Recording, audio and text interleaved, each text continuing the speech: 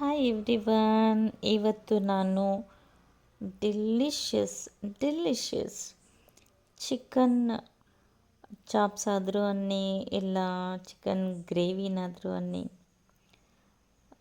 ಸೂಪರಾಗಿರೋದೊಂದು delicious chicken ಮಾಡ್ತಾಯಿದ್ದೀನಿ.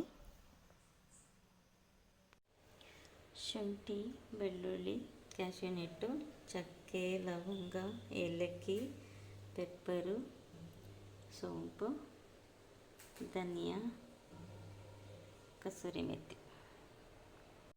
ಹಸಿಮೆಣಸಿನ್ಕಾಯಿ, ಈರುಳ್ಳಿ, ಟೊಮೊಟೊ, ಕೊತ್ತಂಬರಿ, ಪುದೀನ ಇದಿಷ್ಟನ್ನು ರುಬ್ಕೋಬೇಕು. ಇವಾಗ ಕುಕ್ಕರ್ ಇಟ್ಟಿದ್ದೀನಿ, ಇದಕ್ಕೆ ಆಯಿಲ್ ಹಾಕ್ಕೊತಾ ಇದ್ದೀನಿ.